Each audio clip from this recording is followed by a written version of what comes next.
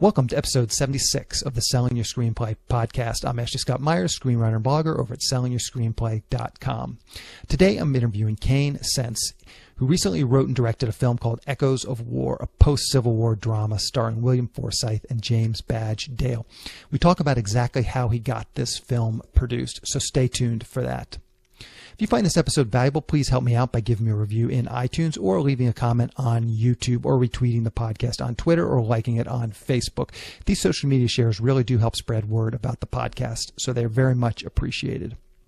A couple of quick notes. Any websites or links that I mention in the podcast can be found on my blog in the show notes. I also publish a transcript with every episode in case you'd rather read the show or look at something later on.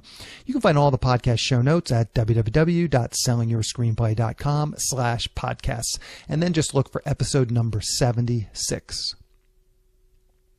If you want my free guide, How to Sell a Screenplay in 5 Weeks, you can pick that up by going to sellingyourscreenplay.com/guide. It's completely free. You just put in your email address and I'll send you a new lesson once per week for 5 weeks along with a bunch of bonus lessons. I teach the whole process of how to sell your screenplay in that guide, how to write a professional logline and query letter, how to find agents, managers, and producers who are looking for material. Really is everything you need to know to sell your screenplay. Just go to sellingyourscreenplay.com/guide. Also, a quick plug for the new SYS Screenwriting Analysis Service. It's a really economical way to get a high-quality professional evaluation of your screenplay. All the readers have experience reading for studios, production companies, agencies, or contests. The readers I've partnered with are the gatekeepers of the industry. They're exactly the same people who are going to be reading your scripts at the companies that you submit to. The readers will evaluate your script on several key factors like concept and premise, structure, character, dialogue, and marketability. Every script will get a grade of pass, consider, or recommend, and I'm also offering a bonus. If you get a recommend from a reader, you get a free email and fax blast to my list of industry contacts. This is the exact same blast service I use myself to promote my scripts, and it's the same service I sell on the website. It's a great way to get your script into the hands of producers who are looking to make movies. Also on the website, you can read a quick bio on each reader and pick the one who you think would be the best reader for your screenplay. In the past week, I've rolled out a whole bunch of new services with this product. I now have a television script option, either 30-page or 60 pages, and I've added a proofreading service too, so if you don't want an analysis but would like someone to proofread your script, we now offer that as well. So if you want a professional evaluation of your screenplay at a very reasonable price, check out www.sellingyourscreenplay.com/consultants. A quick few words about what I'm working on. I'm in the final stages of polishing up my mob action thriller screenplay. I'm doing the reading tomorrow at my writers group, and I'm sure I'll get a bunch of great notes, and then I'll spend probably another week rewriting it, and then I'll start sending it out.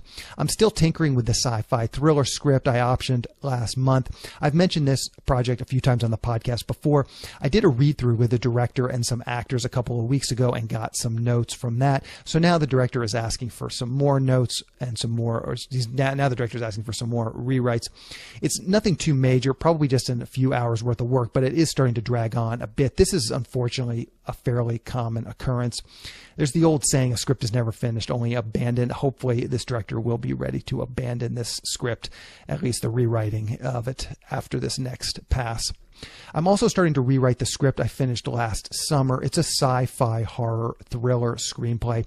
I have a writer-director friend who took a pass at the script, and we're thinking about trying to shoot this on a micro budget. Right now, as the script is written, it would be very tough to do. So I'm going to go back through the script and rewrite it and really keep budget in mind. We're actually going to look at some locations this week as well. We found some places pretty close to Los Angeles that seem like they would be good for this particular script, and the people that have the locations seem very open to working with us on our micro budget. So I'm going to go out there, have a look at some of these locations. I've done this before in terms of looking at the location before writing the script. I think that actually writing the script when you have a specific location in mind can really help. It can really help you write the script and take advantage of a lot of the special things about the location. If there's some, special little spot in this location, some room that's very specific. You can really write around that if you know you have that location.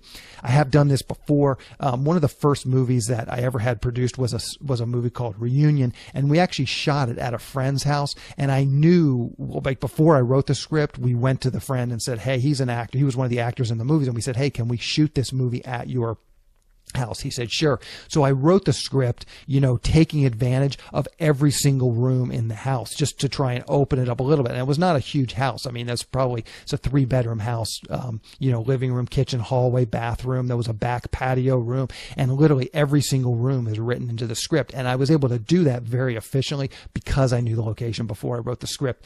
Same thing with a script I wrote called Ninja Apocalypse. That was produced a couple of years ago. And it's the same thing. The producers, that was actually a writing assignment. The producers had the locations, and they sent me pictures of the different places that they knew they could shoot at. And so I was able to write those in there. Like, one of the buildings had like a jail cell on the bottom of it. So it's like, okay, well, let's come up with a situation where we can use this jail cell.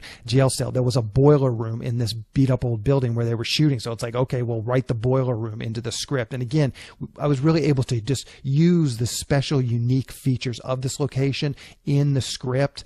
And it makes the production value much better because you're not trying to like half-ass something or fit something in. I mean, if you write something, well, we need a jail cell, and then you can't find the jail cell, you're either having to, come up with something that sort of works, but sort of doesn't work. But in this particular case, as I said, I knew the locations, and I was really able to tie them into the script and tie them into the story. So it's a great thing to do if you can get your locations locked before you actually write it. I think that's pretty much it for what I'm working on. As I said, I'm going to do the blast. I'm going to get the notes on my current script tomorrow, and then I'm going to start rewriting that. I'll be done hopefully by the time I record the next podcast, and I'll start blasting out my mob action thriller. So now let's get into the main segment. Today I'm interviewing Kane Senes. Here is the interview. Welcome, Kane, to the Selling Your Screenplay podcast. I really appreciate you coming on the show. Thanks for having me, Ashley. It's good to be here. So to start out, maybe you can tell us a little bit about your career, kind of how you got started in the business as a director. Well, I would say a fairly tried and tested kind of path in the sense that I went to film school. I studied film in Australia as part of my undergraduate degree at college, and then I went to film school here in the States for 2 years. And upon leaving, I went back home to Australia, and I worked as an assistant to a producer on The Great Gatsby, which was a big film that shot there. Obviously, huge kind of production.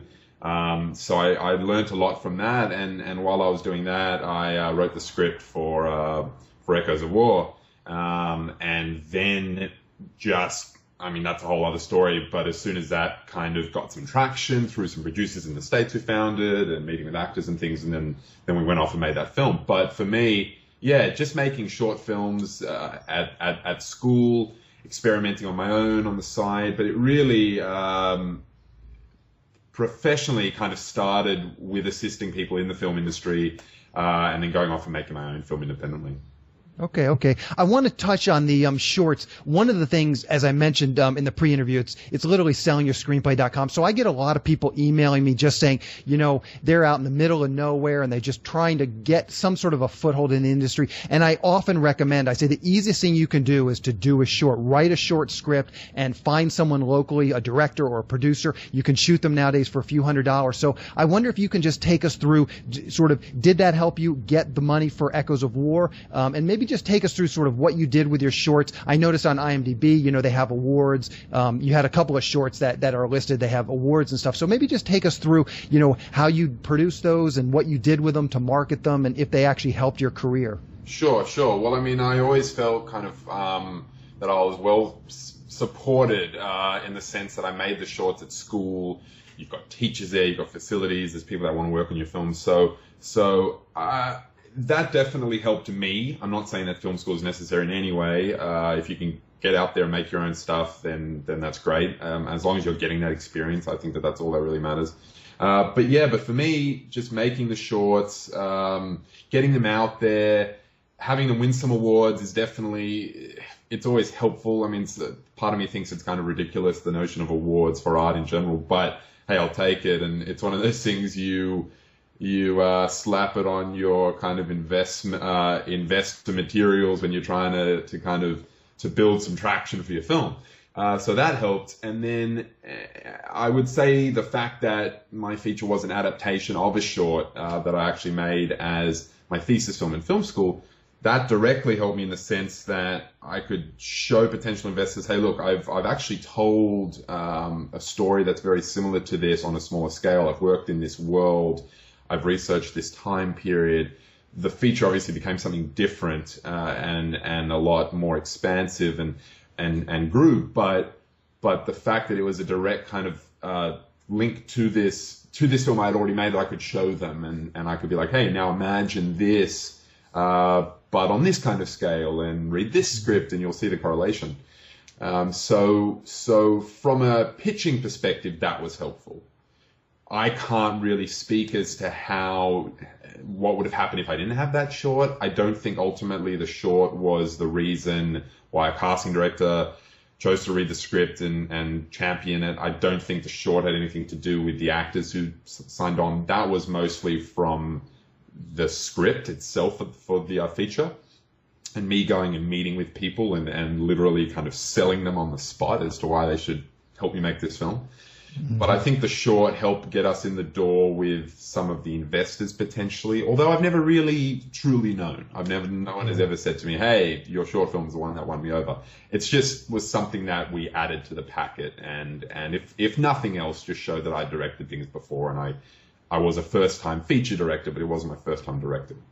Yeah, certainly.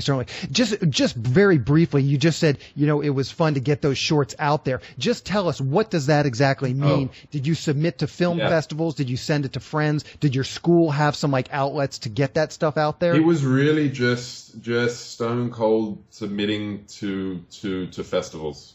Just kind of through withoutabox.com. There's a lot of other ones out now, but at the time, that's pretty much the one that I used. And just word of mouth, asking friends and teachers and things what festivals they recommended.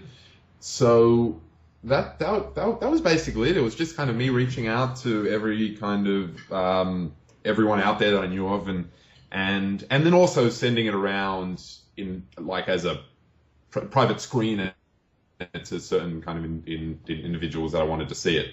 But in terms of the festivals, it was just submitting everything that you know. And I always just like to get a sense of the scope. I've been an independent filmmaker, and I've submitted to festivals, and it's no shame. I'll submit, we submitted our film probably to 20, 30 festivals, only got into 2 or 3. So I'd be curious to get a sense of sort of the scope of how many festivals do you submitted to versus how many you got accepted to. Yeah, well, I don't remember exactly back to the shorts, but I do know that. We definitely submitted to a lot more than we got accepted into, and that's always the way. And so to any kind of student or young filmmaker out there who's submitting and getting knocked back from the first 10 or 20, that's totally normal. And I think you've just got to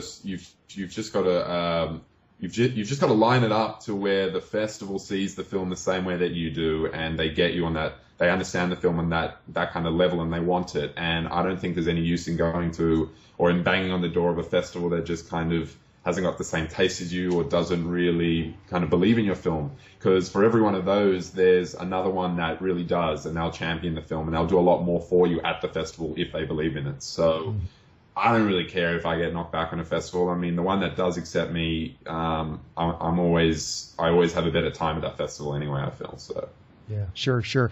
Okay, so let's dig into the Echoes of War. Maybe to start out, you can give us just a quick pitch or log line of the script. I always link to the trailer in the show notes so people can learn about it there, but just pitch it to us in broad strokes at least. I'll have to remember my elevator pitch from a couple of years ago. No.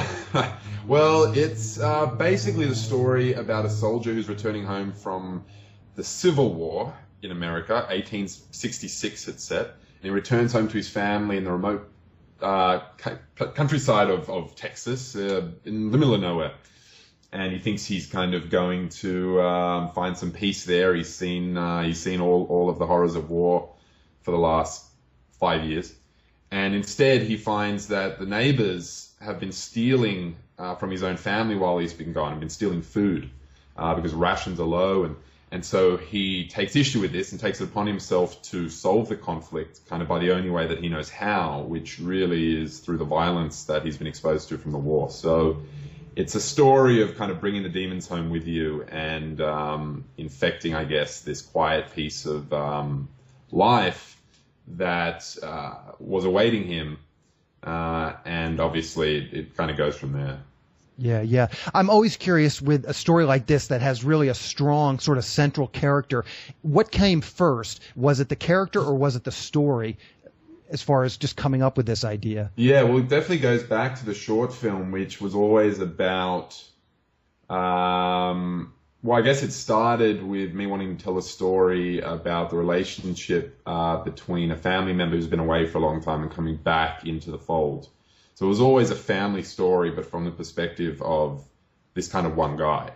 So that's where it started. And I remember back in the days when we were writing the short film and pitching it, and it kind of started from there, and then it became about, well, what does the family do? Okay, well, they're trappers. They kind of trap animals and sell their pelts in town and things. And then it became, well, okay, so what's the conflict that grows out of this?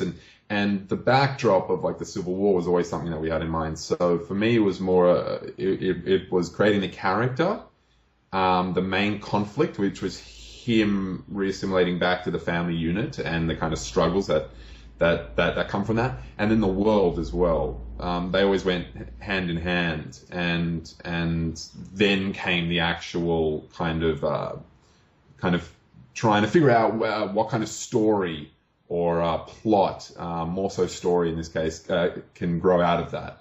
So it definitely wasn't a case of like, hey, I've got a story about this guy who steals this briefcase and then figuring out the characters after. It was very much from the characters in the world came first, I think. Yeah, yeah.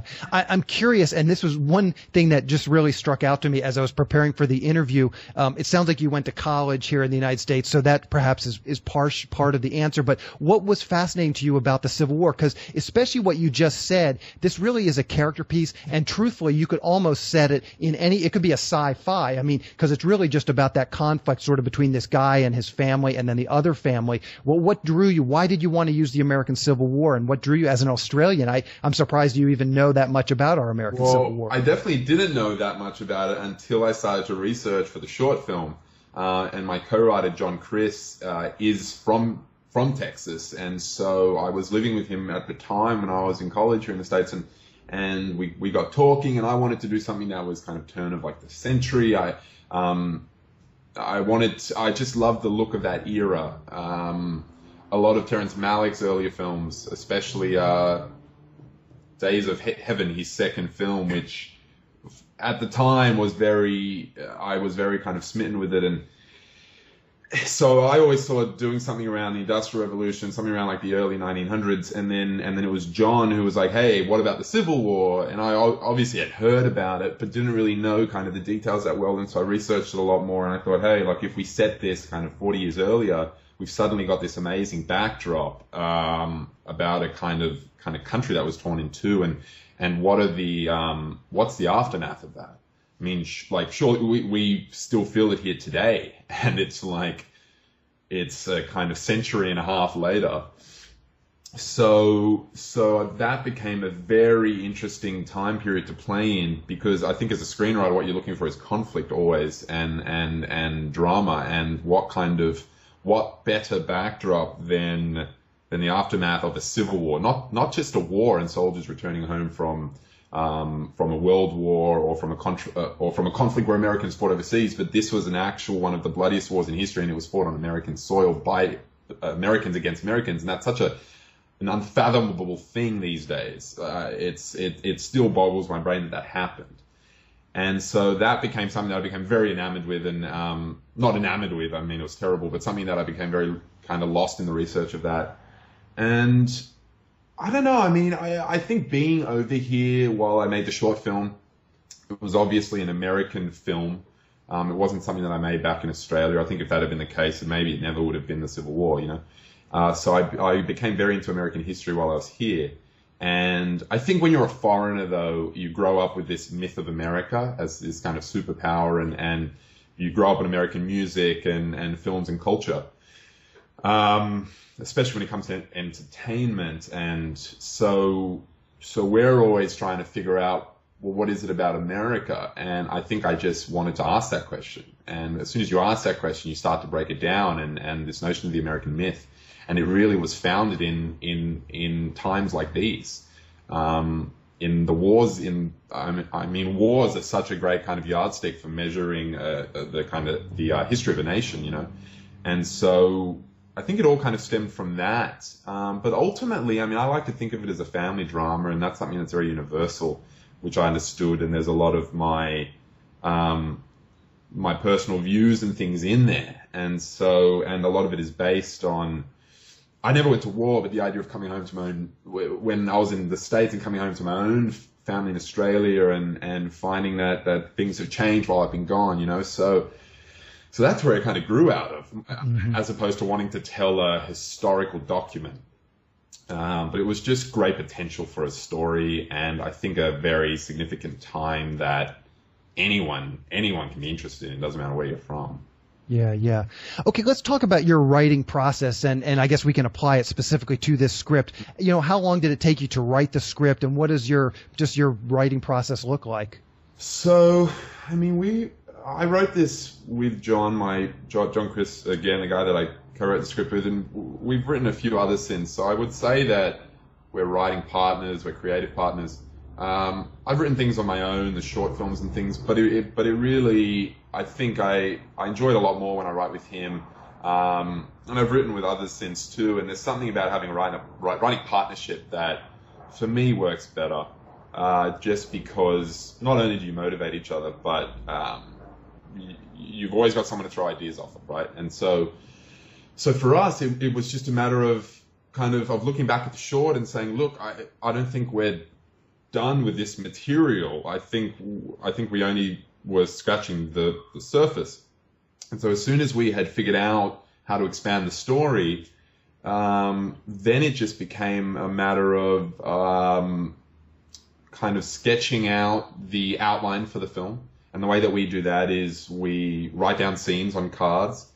We keep writing down scenes, character ideas. We stick them all up on a wall, and we tend to kind of rearrange them until it's got some kind of order. And then we write it down as an outline that fits on one page, and the outline turns into a treatment, and it turns into the first draft of the script.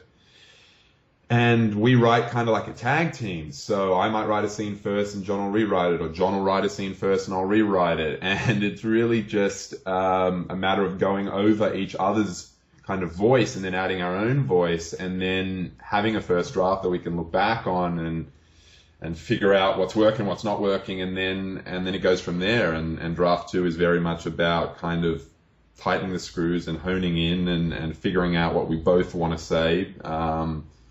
And so it's pretty conventional, I think, in that sense of outlining and planning and working out the beats and working out the characters.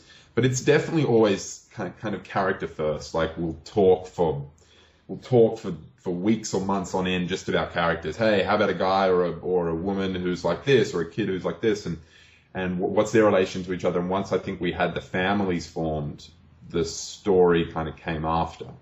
Mm-hmm. So that's. I'm curious how much of your time is spent with sort of this outlining, the index cards, and the pre-writing versus, okay, now we're going to actually open up final draft and start, cranking out the pages. What percentage is on each one? I would probably say at least 60% is on the planning. I tend to plan a lot. I don't know if it's because it's the best thing to do or if it just works for me, but it definitely... I think it's possible to get lost when you're writing a script and you're kind of so far down the rabbit hole, and then you make a change to something that affects this and that affects that, and it has this snowball effect, and before long you don't really know what you wanted to say in the first place, and it's just a big mess. I take my hat off to people who can just kind of sit down at a blinking kind of like line on a white page and just write. But I definitely, we work it all out first. And it changes, but we like to just keep going until we can read through a 10-page treatment or a 30-page treatment, and if that works as a complete story with a beginning, a middle, and an end, with character arcs, with things that you didn't expect, and with twists and turns, if it can read as a gripping short story essentially, and things make sense, and we're kind of plugging all the holes, then it's a lot easier for us to just say, right, now let's take this paragraph and turn it into a scene. And so the first draft comes very quickly in that sense. It's literally kind of just transcribing, it's adding the dialogue, it's just kind of filling out the scene that's already there in its barest sense. And so that just makes sense for me. That's just kind of structure that I can get my head around, you know? And it's a process. It really is a process. It's like a factory line. But you know, the real fun comes then from having the first draft and going, right, we can now read this through as a script, and diving into that. And some things that you add in the second draft change the whole thing. So I don't think that we're ever stuck to the outline or to the treatment, but it's definitely it's always there next to us as we're writing the script, so that we stick to the plan, at least for the first draft. Yeah. Okay, so let's kind of take, you've now completed this screenplay. What was your next steps? You know, how did you go out and start actually raising money and actually getting this thing produced? Well, I went to film school with a guy called Juan Luna.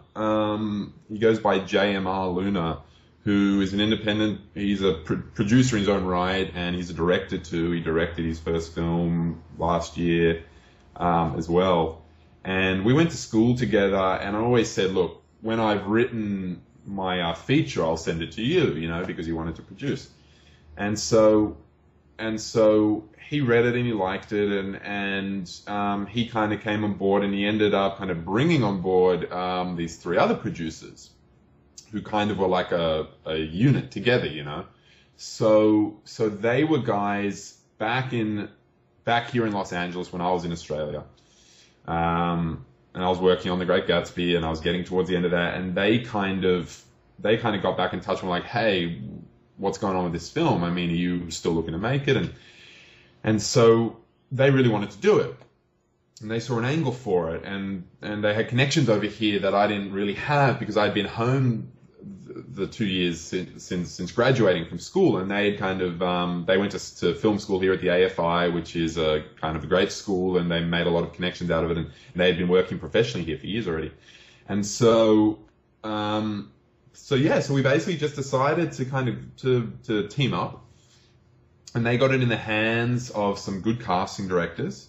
Emily Schweber was the one that we ended up going with, and she's a veteran. She's been around for years. She was one of like the casting team on Titanic, and she's kind of, I think as her career has progressed, she's gotten more into indie films, and she really wants, I think that she had done the big studio thing and kind of was more interested in telling these stories that needed some help to get off the ground, these kind of little films that she really believed in. And so she was huge for us. And I mean, really, as soon as she came on board, I mean, I was still back in Australia, and she was just kind of like, hey, look, I've lined up a bunch of meetings with actors, and I think you really should get over here and meet them all and start casting. And so that was the process. And like about a month later, I was here, and I felt like I was meeting with every single actor in town that wasn't called Brad Pitt, you know, like guys that I'd watched on TV growing up, and just people that I didn't think that I would ever get to. So she really opened the doors on that. And from that point on, it was just going around town and knocking on a lot of doors and talking to film investors and people that have never invested in film but that wanted to, and basically just kind of money men, you know.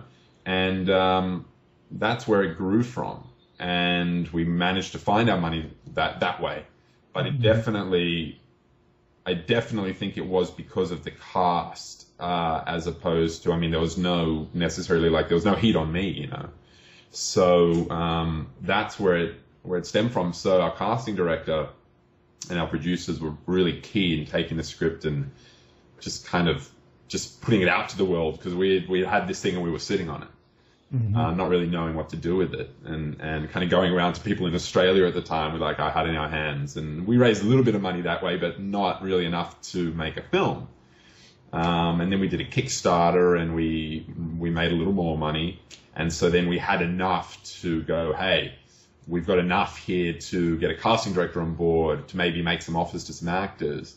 And the rest of our budget came from that. So that's where I would say it started, yeah. Okay, yeah, no, that seems pretty thorough. So Yeah. I just want to clear up a couple things. Be real specific here.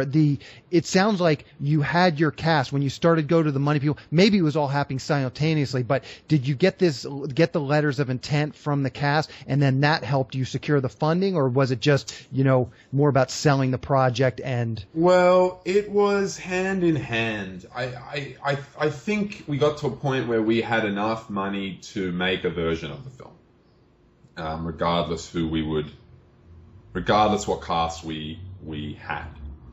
But as we got interest from certain actors, that we were able to then simultaneously kind of take back to some of the money people that we had and say, hey, do you want to put in a little more? Because we really believe that these actors are legitimizing our project in a way where we'll get more exposure with them. Apart from the fact, of course, it goes without saying that they're great actors and they're suitable for the film, and that they would make the film better because we would have their experience and what they bring to the table. I really believe after doing this film that a known actor usually doesn't get to where they are without some form of talent. Sometimes you see some actors who co-spy on their looks or whatever, or get a lucky break, but definitely with the people that we use, there's a reason that they have careers.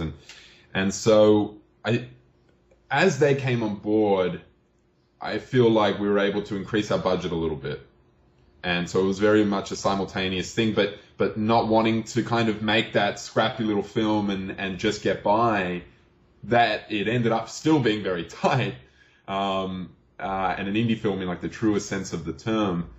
But it definitely helped us to make it, I think, for a little bit more money and really the way it should have been made. Mm-hmm.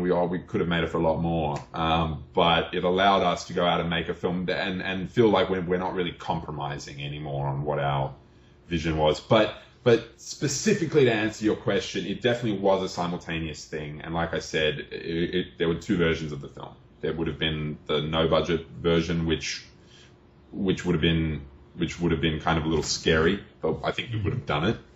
But I'm glad we didn't, because I think we ended up making something that was able to have a life, and which is now getting released and getting some kind of traction. And I really do attribute that to the fact that we kept pursuing actors that would give us that kind of exposure.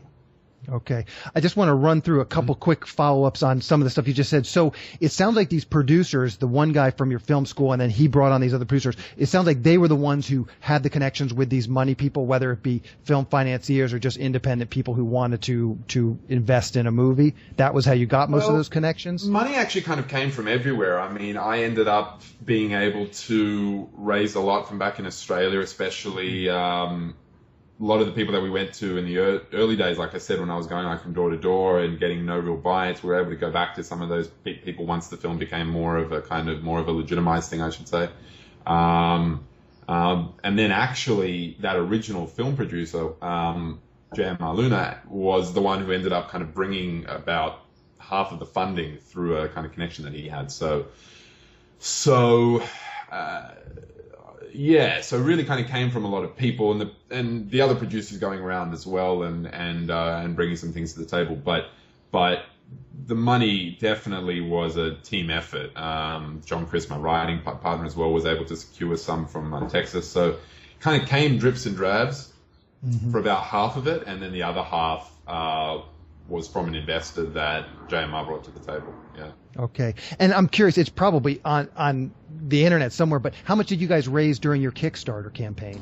It was about like $35,000. Okay. And then just how much does a casting director of this level, what does a casting director cost if you want to hire someone like her? And you can just give us just a ballpark range. Yeah, because I don't want anyone. Yeah, because I don't know if Emily wants everyone to know what she charges, but we're talking less than 10,000. It always depends on the project, and any of them will say that if a bigger film comes to a casting director, I believe that their quote is higher. Sure. If a very low budget film comes, then they'll definitely work with you. I mean, you should be able to get a decent casting director on a low budget film with anywhere from 10 to 20 grand. I mean, less if you're a good negotiator, but I think you should expect to pay 10, 12 to 15.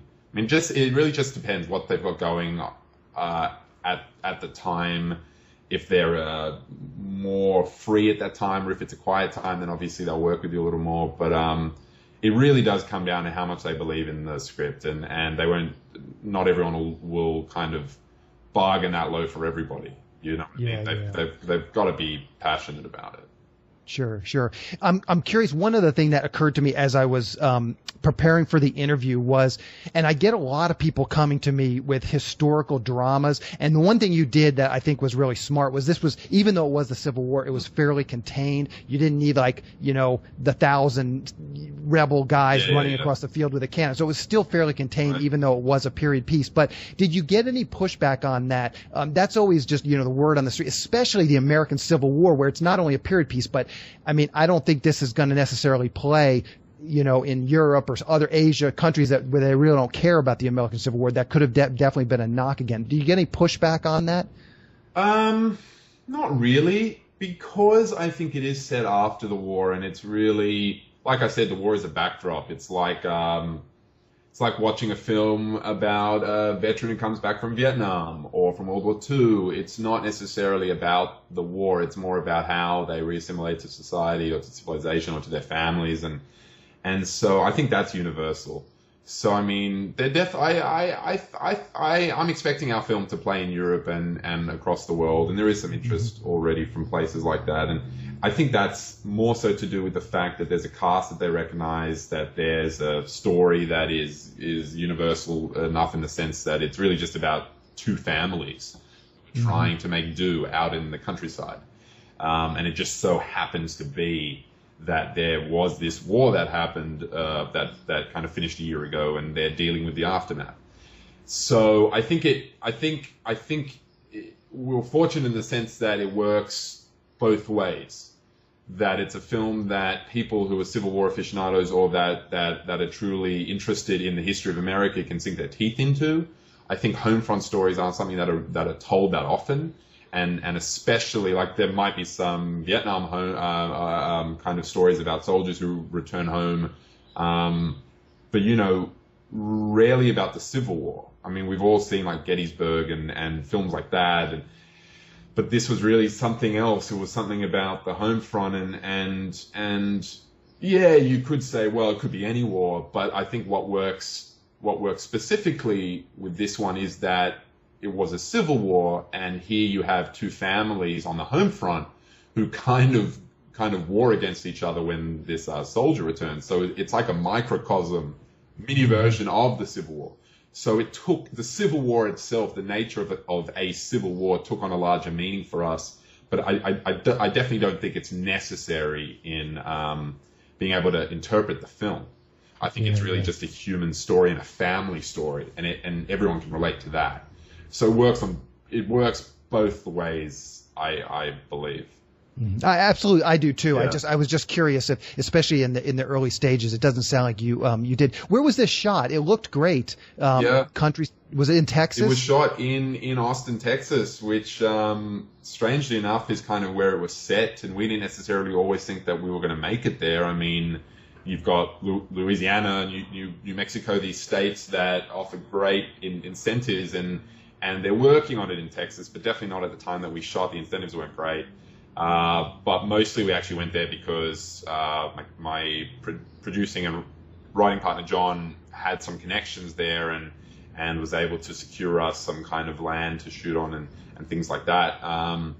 But it worked out, and I couldn't have been happier to shoot there. And the crews are great, and Austin's a great town. I mean, I'll go there for anything. But it was definitely unusual in the sense that. Like you said, I mean, it looks good, but it's countryside. I mean, it really could have been set anywhere. But story-wise, there was something very interesting about Texas. It was the furthest state away from the front lines. It's pretty south, and obviously the nature of the kind of Texan ideology of, I mean, it's the only state that was, I mean, the Lone Star State, I mean, it was its own country for a while. And so there's something very specific, I think, to the Texan mindset. And when you watch this film, you really understand this kind of cattle rancher who kind of does want to let go of his principles.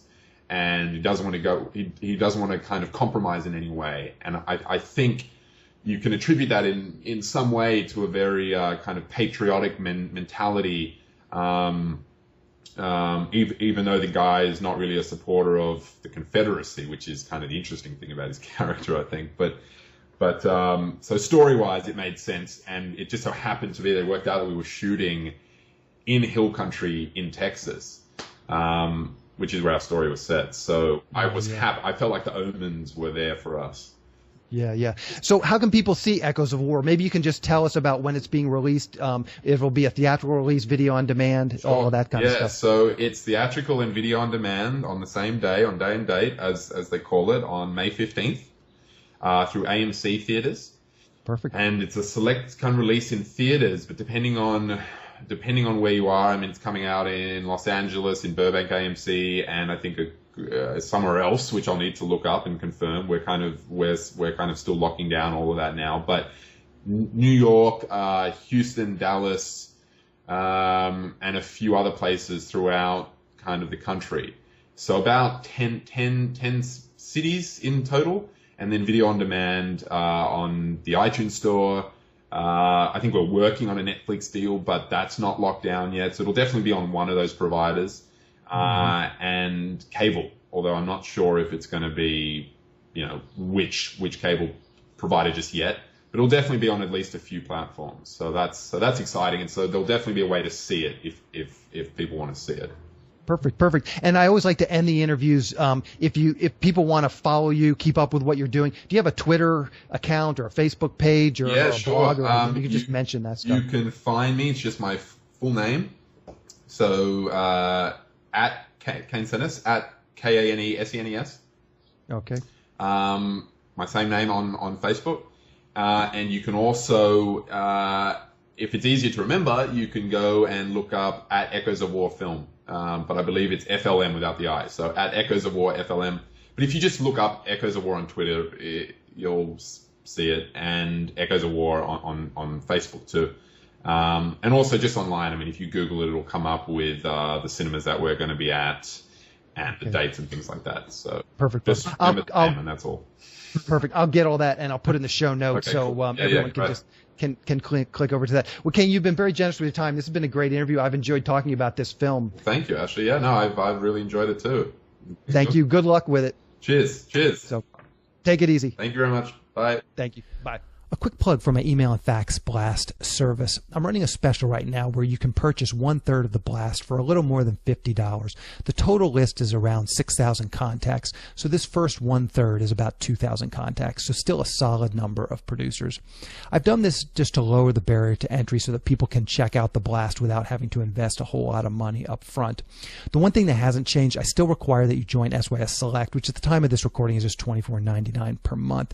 The reason I require this as part of the process is that I'm going to personally look at your logline and query letter and help you make them as good as possible. This is really for everyone's benefit. I want to make sure that the query letters and loglines are well written before I send them out to my list. The people receiving these email queries can unsubscribe to these blasts, so sending out a bunch of half-baked query letters will just burn the list up, which hurts everyone who might ever want to use this service in the future. Also, by getting my feedback on your logline and query letter, it means your response rate is going to be much higher. I've been doing this for a while and I've had a lot of success with cold query letters, so I think getting my feedback alone is valuable and well worth the price of admission. So the 1/3 blast plus 1 month of SYS Select is just $78, and that's a blast to more than 2,000 industry producers. It's never going to get any cheaper than this, so if you've ever wanted to try out this service, now is definitely the time. Anyway, to check this out or to sign up, go to sellingyourscreenplay.com/blast. Again, that's sellingyourscreenplay.com/blast. In the next episode of the Selling Your Screenplay podcast, I'm going to be interviewing John Jarrell. It's the 3rd installment of the interview, and I did a couple of months ago. You can find the first 2 installments on my blog. It's episodes 67 and 69 in case you want to catch up and listen to those. So keep an eye out for that episode next week. To wrap things up, I just want to touch on something from today's interview with Kane. I get a lot of people who want to write historical dramas, and I see these in the SYS Select forum. They're pitching their query letter, they're pitching their logline, and I always kind of give them a little, just a note saying, listen, this is going to be a very difficult script to sell and ultimately produce. And one of the reasons is because these historical dramas, typically there's a lot of production value, meaning it's expensive to produce. There's a lot of costumes. There's a lot of set dressing on the houses, on the locations. You need to bring in horses instead of cars. This stuff is all very, very expensive and really increases the production value and the cost of making a production like this.